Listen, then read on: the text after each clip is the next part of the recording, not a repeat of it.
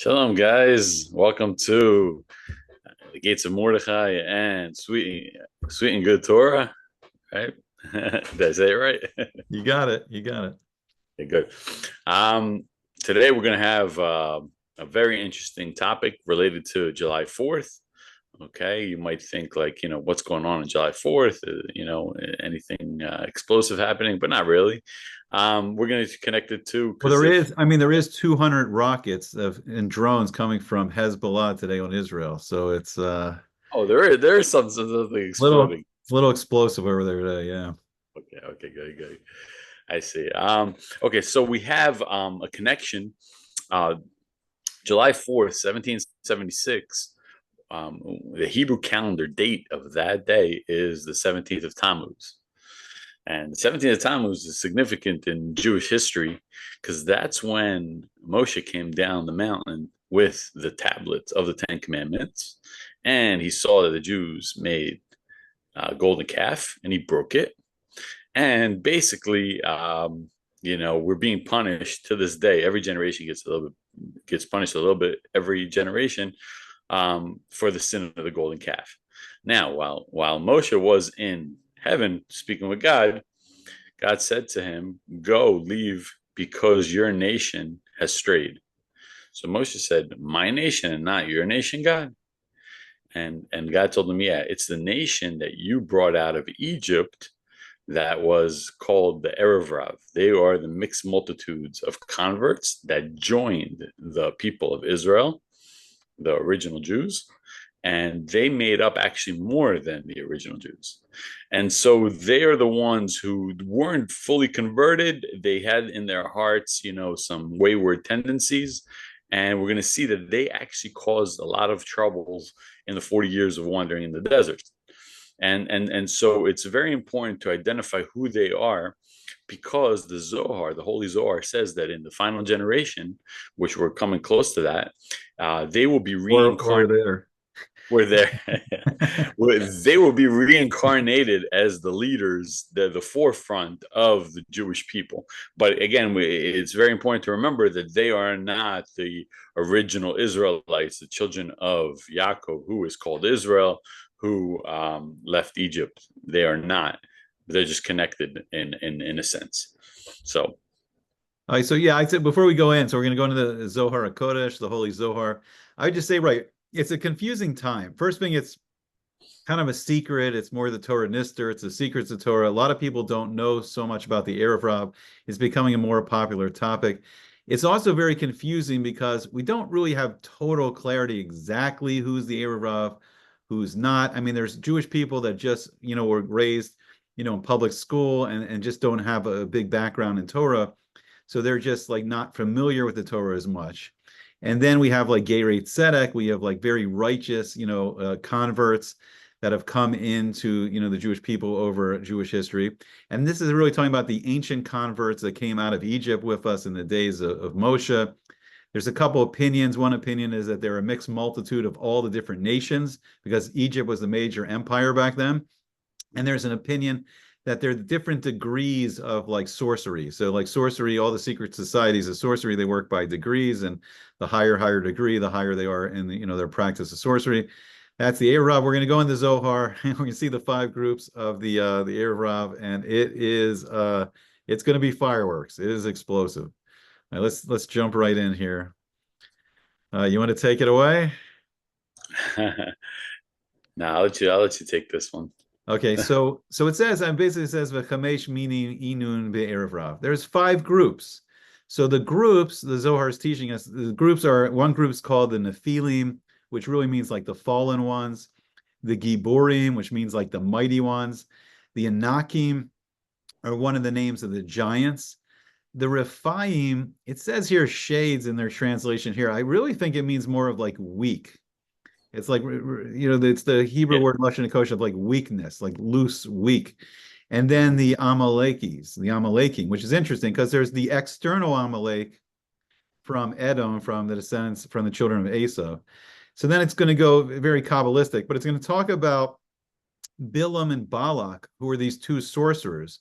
And the Zohar is teaching us here something interesting. It's saying that they come from Amalek. And so if you see what the Zohar teaches us to do here is if we take the last two letters, the ayin mem from Bilam, and we combine it with the last two letters of Balak's name, we get the name Amalek. And then what the letters that are left with, we're left with Bays, Lamed, Bays, and they're the word Bavel, which means confusion or Babylon. And that's, do you want to comment on this or? Yeah. So these guys are called the Amalekim, right? So there's five groups. The group that's called the Amalekim is the group that's going to try to unite, have a one world government against a god, so to speak. Just like the people of Babylon, they built a tower, the Tower of Babel, and they tried to go against God and fight with him, right, so to speak. And so anybody who's in this camp is going to want to try to have a one world government and cause the nations of the world to sin and go against from God. Yeah, so I think this group, like this group of the Amalekim, I think that would be the people that are going around talking about the New World Order and groups like establishment, like United Nations, European Union. So real quick, I just want to read this pasuk from Bereshit, this verse here. It says, "Ki sham balao Hashem safas kol haaretz," and it says that Hashem, he confounded, he confused, like Balal, Bavel, it's related, like mixing up all the languages of the earth. Because everyone at that time, they were building the Tower of Bavel, the Migdal Bavel, the Tower of Babel, and they were all united, which is good, but what was bad is they were united against Hashem. And it seems like this whole idea, this new world order, this world government is kind of like this atheist government, united against Hashem. So I'm gonna show you a little proof here. I'm gonna bring a little proof to what we're talking about here.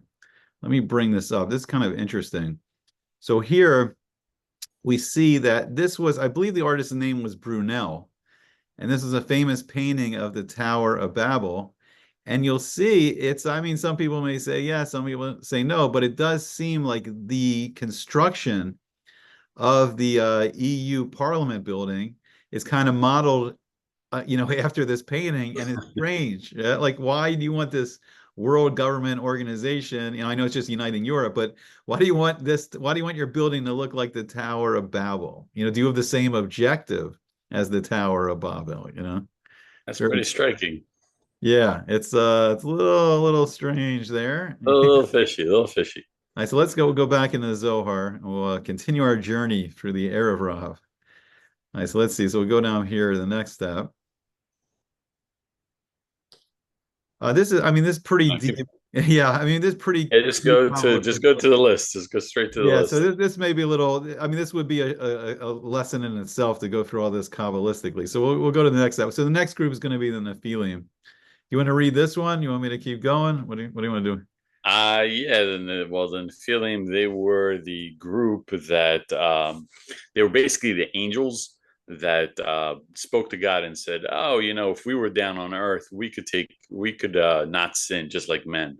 And basically, God challenged them, and He threw them down into the world and gave them physical desires of men, and they went after the beautiful women. And so these are the group that are going to be chasing after beautiful women, leading us astray, leading the world astray after beautiful women. And beauty is their modus operandi. Right. So I'd say one of the main things with the first group, the Amalekim, I feel like there is almost like a taiva for power, because people that want to rule over other people, it's not the humility to see that we're all created by Hashem. Hashem's the ultimate power, the infinite being that's created everyone. And I think that, and I think everyone in a sense has to fight against these, traits of the Erev Rav. So that first group is the taiva for power, the desire for power to rule over other people, right? This is the taiva, the desire for physical pleasures of the world. And this is a tricky one, the day and age we live in.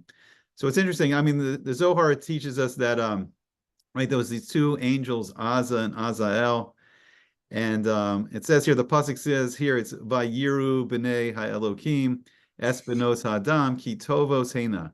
So they were telling Hashem, it says like the Zohar teaches it. They were saying like when Hashem said, let us make man in our own image. It says, Nasa Adam B'Tzelmeno. So Hashem was consulting with the Malachim, is consulting with the angels, and he says, let us make man in our own image. And this is very interesting. He says, the Zohar says that he wanted to make him a leader over all. There's a commentary here that says the Malachim above, so that he might govern all the angels and they would be under his rule. And it says here, Vayafked Pekidim al Haaretz. And Joseph, he appointed officers over the land. Now, most people don't have the ability to rule over angels, but very, very, people as elevated in spirituality as like the Avos, like Abraham, Yaakov, Jacob. And we see in the Midrashim that they could actually command Malachim, like they were like what a person should be. And if a person's really created in the Tselem Elokim, like a person, like the angels would help out a person. But there's been so few people at this elevated stature. And so the angels were like, the angels were saying to Hashem, they're saying to God, they were saying, Ma enosh ki sis karenu, like who's man or who's mankind that should even pay attention to him? Like you're this elevated infinite being. Why? Like, why do you care? Why do you want to give mankind the Torah? Why do you care so much about them? And Hashem's response is very interesting. Hashem says, if you were down below, like if you were living on earth, they're saying to these two Malachim, you would actually sin more than mankind. And then the pasuk that they saw the daughters, the Bnei Elokim, they saw the daughters of Adam. Literally, it means like the daughters of Adam Arishon, Adam the first man. And they had the taiva. All of a sudden they had desires, for physical pleasure that they never had in Shemayim, they never had in heaven. And it overpowered them. And it says they were filled with passion to the Kadosh Baruch Hu, the Holy One, blessed be He, lowered them down in chains. And it says, and the Zohar says, this is Azza and Azael. And what's interesting, just real quick, Azza, it's interesting, it means strength. It's also the Lashon HaKodesh, the Hebrew word for Gaza, which is interesting. So they descended, so the people from the Nephilim, the Erev Rav from the Nephilim, they're actually the children. This type of Erev Rav is actually the children of the Nephilim. These Malachim, they came into physical bodies. They had children with women on the earth. And the Zohar is teaching us here that their children in the world are the children of these angels and these women, and the women. Yeah. So who do you think these are the people that are being reincarnated in this generation? So this is where it gets really strange. So I give a little bit of disclaimer. I don't know for sure, but it does seem like it's possible that people like a Hugh Hefner, that founded like the Playboy Empire, or like a Jeffrey Epstein that had this like island for like very not good physical desires, very unholy physical desires. And all these things like the porn industry, it's possible that this is the Nephilim. It's possible that they were part of the Nephilim.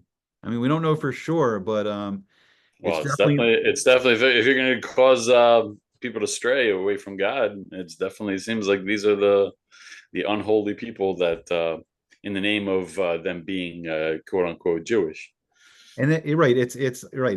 And so I think, and so one big problem we've had. So I think as you were saying in the introduction, right, on the 17th of Tammuz, we were supposed to receive the Torah, the Luchos, the two sapphire tablets that Moses was going to bring down from Hashem. But the Erev Rav started building the Chet Egel. They started building the golden calf.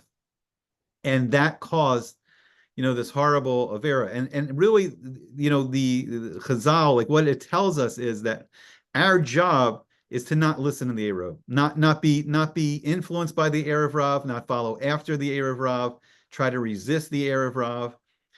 Don't listen to their bad teachings. Don't listen to when they teach something that's contradictory to the Torah. And I think what's also very harmful about the Erev Rav is they're perceived by the world and us as part of the Jewish people.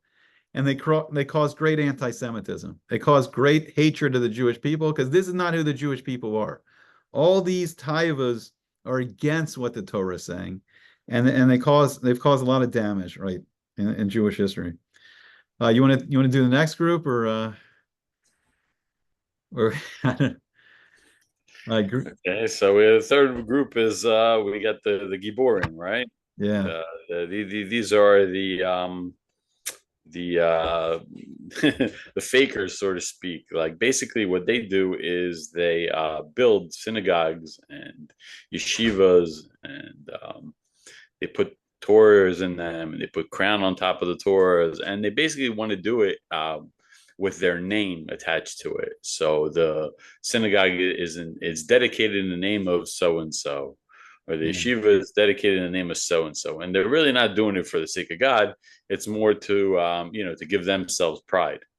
They're very proud on about what they did, Yeah. right? And seemingly they're in the realm of holiness, but their intentions aren't pure. Yeah, so I mean, this one's a real scary one because, right, they're working in the realm of kedusha, in the realm of holiness. I mean, Giborim means like the mighty ones, but right, it's strange. Like, it's like on the surface. I mean, I don't want to discourage anyone from, giving tzedakah, giving, money to shul. It's obviously like we're supposed to be supporting shuls. We're supposed to be supporting the yeshivas. But right, it just becomes like what I think the trait becomes not as good when someone wants to put their own name, like on the front of the yeshiva, or put their own name in front of the shul, because it's really whose name should be glorified. It should be Hashem's name. This is a house of Hashem. This is, we're studying Hashem's Torah. So it's like this trait, even though it's like Kedusha and it's doing good things and it's doing the mitzvahs, it's a strange trait. Right, so here it gives the proof. Let me see if I find the pasuk real quick. It brings the pasuk. Right, so Hava nivne lanu ir v'nase lanu shem. So the people that were building the tower of Babel, they said like let's come, let us build a city and a tower, and let's make for ourselves a name. Right, not glorifying Hashem's name, like they wanted to make a name for themselves. And this idea of like nase lanu shem is, it's like that's like the Sitra Achra. That's the other side that overcame Israel like the dust of the earth. And they robbed them, shattering their work. And it says, and the waters prevailed exceedingly upon the earth. It's a very deep concept here. To make it simpler, I think this is like the taiva for like fame and honor and celebrity. And we see it like so prevalent. Like everyone wants to be, a star, right? Everyone wants to be famous, or that desire for fame. And I think this is that group in the Erev Rav. Like, person wants to be famous, but really, who should be really famous? Hashem. Hashem has created the world. Hashem is giving everyone life. Hashem should be praised. That's one of the main jobs of Jewish people, to praise Hashem's name and not try to make our names great. But once again, everyone, we all have this taiva to some degree. And like, the recipe is being humble. Like Moshe Rabbeinu, who's so famous throughout history, he became famous because of his humility, because he wanted to glorify Hashem in the world. So did Abraham, Yitzhak, Yaakov, Abraham, Isaac, and Jacob, right? They wanted to elevate Hashem in the world, but they become like famous throughout all the generations, because it's interesting, like true humility, true Kedusha really does make someone famous. They make a great name, a Shem Tov. They have a good name throughout the world. But unfortunately, right, that desire for fame and honor, and we see it right now in Parsha Korach so clearly. Korach's like desire for, to make himself great. He may have been in one of the other groups, but his desire to make himself great, undid him. All right, so the next group is the Refaim. Right, fine. They're fine. They're the fourth group of Erev Rav, right? And they basically like they abandon the Jews. They abandon the children of Israel, right? And meaning like they have the power to save them, but they don't. They don't do it, right? And they themselves they abandon the Torah and all those who study it. And then instead they do favors to the nations of the world, to the idol worshippers of the world. Yeah. So instead of helping their own people, they help everybody else to show how great they are. And meanwhile, the people inside are struggling. I mean, I think we kind of see that today in modern day Israel when there's a disaster around the world. Israel is quick to go out and help the people, the unfortunate ones, with humanitarian aid. But when their people are struggling and can't pay the bills in their own country, they let them go. They don't throw them a line or anything like that. Yeah, no, I think this one's like it's really sad. It's really destructive. I mean, I think unfortunately, right, we saw, with some of the founders of the secular Zionism that they created a Jewish country, but a Jewish country that wouldn't be based on Torah. And it's sad that doesn't seem like so foreign and like evil and just not Jewish to people. It's sad that we live in an age where to some people it sounds okay, but it's like to be in Eretz Israel, to be in the Holy Land of Israel and have a Jewish nation, but not based on Torah. It's really destructive. I mean, right. Unfortunately, we see it like there's a lot of hatred directed towards the Haredim, like the Jewish people that are very religious in Israel. Right. We see this constant effort to like make peace with enemies as opposed to, helping the Jewish people. And I mean, one thing that I really don't understand. It's been 272 days since the hostages were taken to Gaza, and I think there's around like 129 left, and we don't know how many are still alive.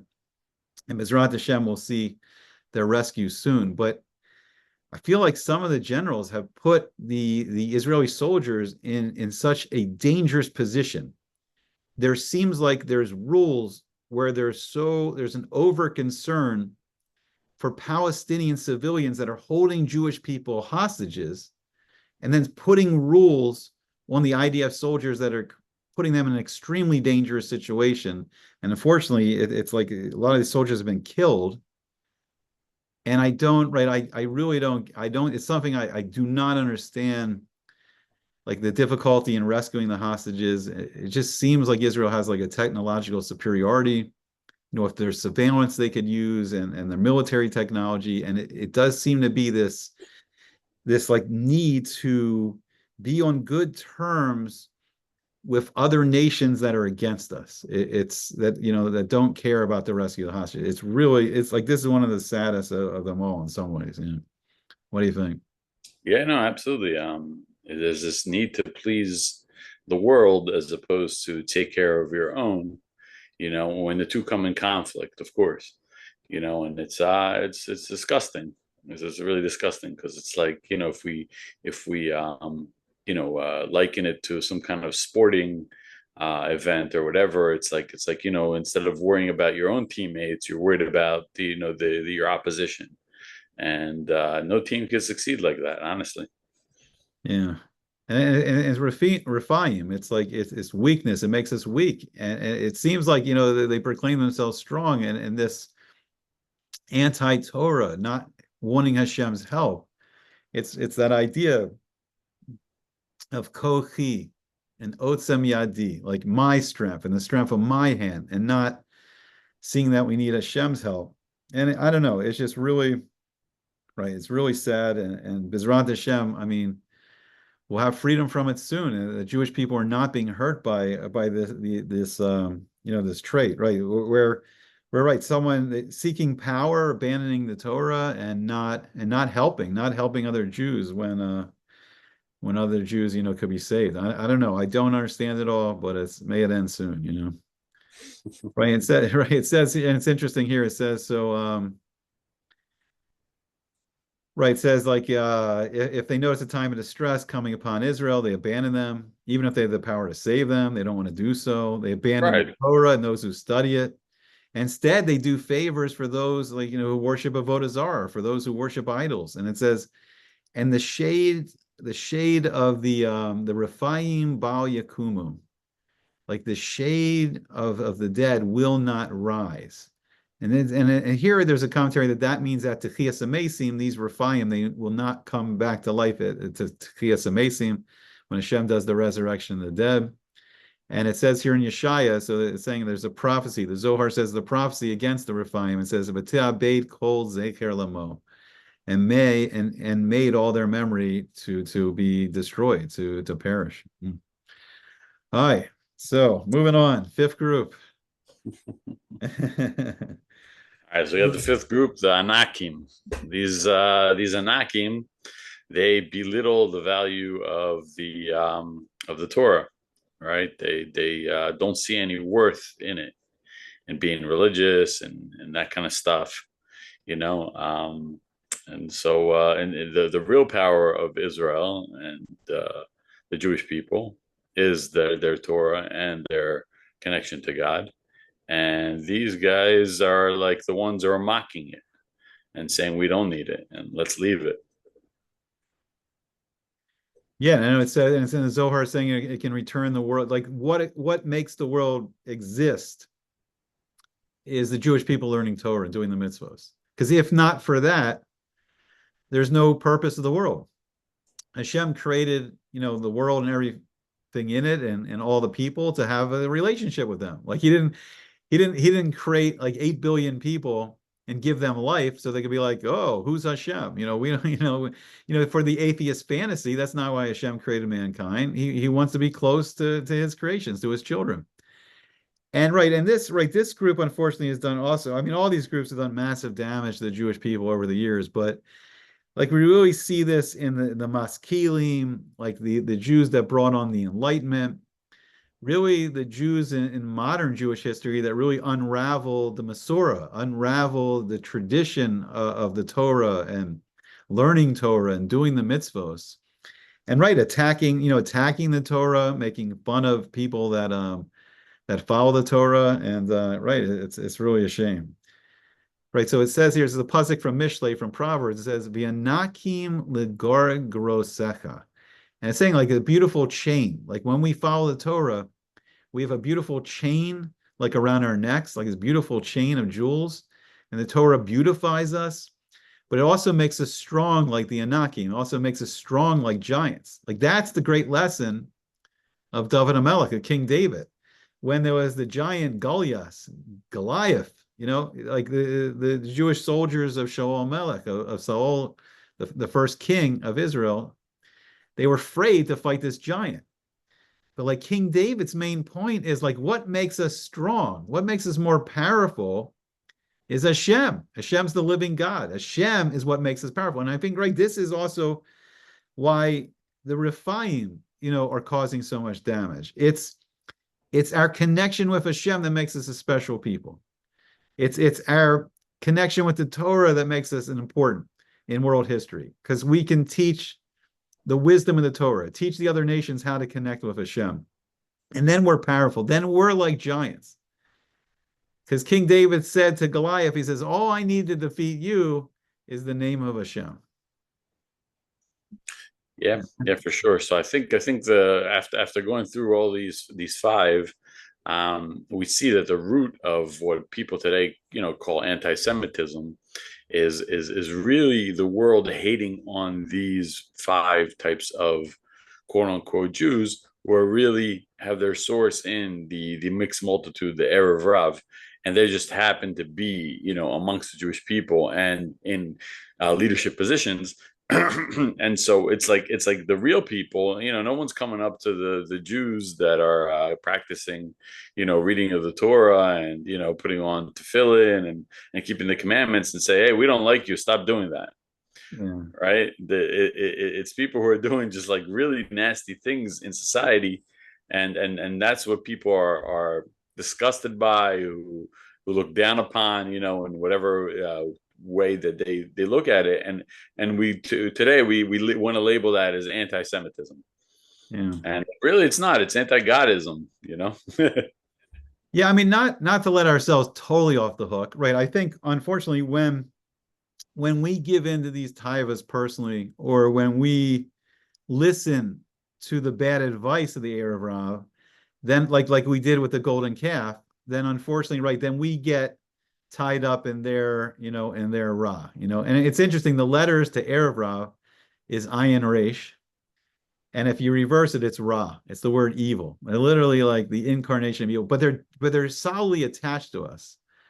We're 10 minutes, our last 10 minutes, right? So, but what you're saying is very true. But I think what really some of the anti-Semitism is because I really think the people of the world, they do read the Torah. The Christians, the Christians have taken the written Torah and made it the first part of the Christian Bible. And I think they want to see the Jewish people that they read about in the Torah, you know? I think they want to see us, they want to see the great people that merit Hashem to do miracles for them.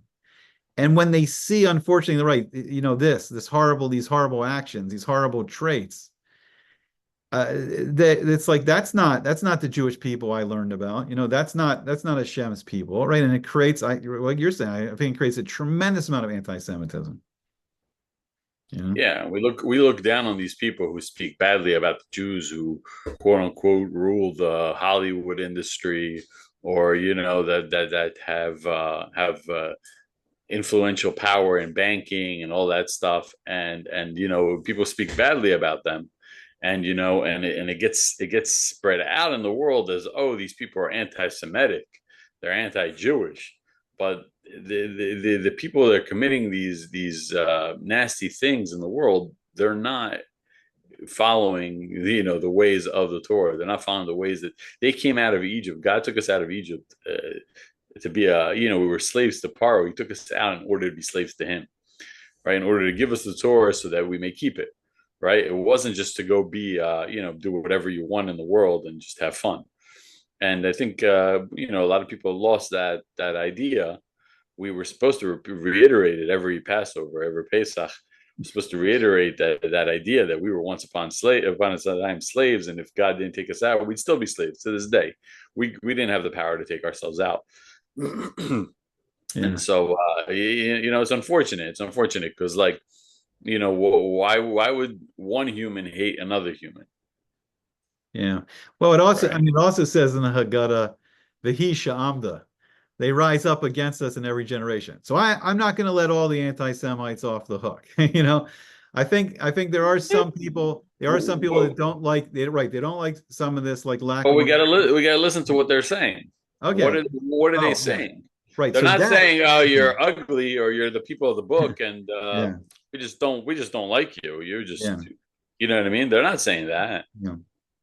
They're No, saying yeah, you're doing things that are anti-godly, and so they're disgusting. They may not be saying anti-godly per se with those exact words, right. but all the things that we mentioned, Yeah. going after women, making for themselves a name, you know, uh, pulling people away from God, and that kind of thing. So that's what their excuses, quote unquote excuses, for doing what they're doing.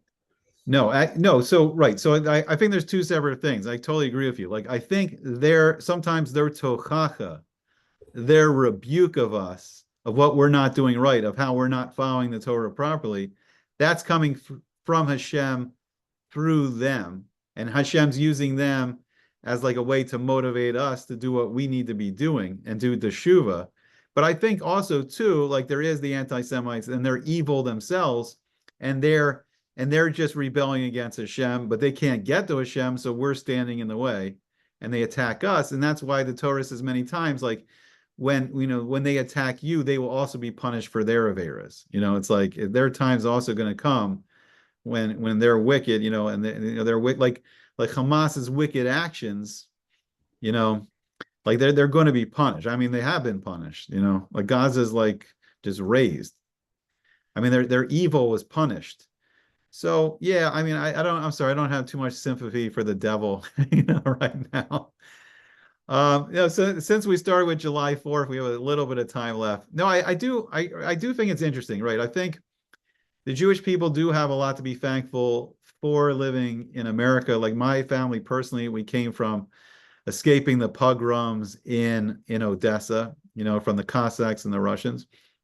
And America, it has been peaceful, and there is, like, the First Amendment, there's a freedom of religion.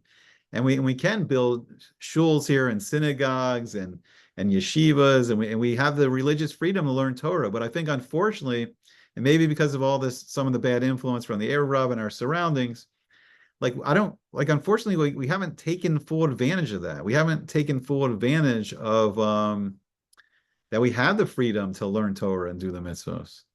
Oh, we've assimilated into their culture, Yeah, and like so because of our willingness to leave our God and assimilate to their culture, that's why you might say that we haven't taken full advantage of it. But the people who stayed steadfast to the Torah and kept the commandments all along, they've used it. They've seen it as an advantage. They've seen it as a good thing that America got their independence from the British Empire, right? Because that's what is we know is July 4th, right? And it's very corollary to the 17th of Tammuz, which the Jews quote unquote left the Torah, and so Moses comes down the mountain and destroys the tablets, Yeah. right? He destroyed the tablets, like kind of like giving a hint, like you guys destroyed holiness just now by doing what you're doing, and so yeah, it's a double-edged sword like that you could use this independence, quote unquote, of this country for goodness to learn Torah, but instead you took it and you squandered the opportunity. Yeah. No, so just to end on a positive note, we're getting close to the end here. No, I mean, Bezrat Hashem in the future, maybe soon that we go into the Yemot Mashiach, the days of Mashiach, the days of Messiah. But I believe there are midrashim that explain that the first set of tablets, the first set of the sapphire tablets, eventually when like Amalek and the Erev Rav are driven out and eliminated from the Jewish people, that, in the golden calf, like you were saying, like our kapara, our atonement for the sin in the golden calf is finally done, that those first tablets can be rebuilt. So like Moshe Rabbeinu, Moses put them in the Ark of the Covenant, that somewhere, wherever it's hidden, the broken shards of that tablet are there. And in the future, we'll see, that first set of tablets repaired. And we can finally see it all, fixed and repaired. All right, we're about at the 2-minute warning. Any last words? No, that's it. Just people keep learning, and they make a differentiation between things and not lump. It's easy to lump things in, categorize them in one felt swoop, but there's a lot of nuance, and I think people should take note of that nuance. If they listen to what we said in this video. Yeah, no, and I think the more the Jewish people know about the Erev Rav and know about the bad qualities they have, it helps us avoid it more. It helps us more not fall into that trap of people that are working against the Torah, working against the Jewish people being close to Hashem. All right, should we wrap it up? I hope everyone enjoyed it. I should have said at the beginning, so hopefully you're still around. Like, share, subscribe, all the good stuff. We want to hear your comments. And Bezrat Hashem, we'll see the end of the Erev Rav soon. We'll see the Jewish people rise to prominence. We'll see Mashiach, and we'll see a world, where Hashem's name is one, and all is good. Any last words or? No, see it. We'll see you next time. See you soon. Well, and the gates of Mordecai and sweet good Torah.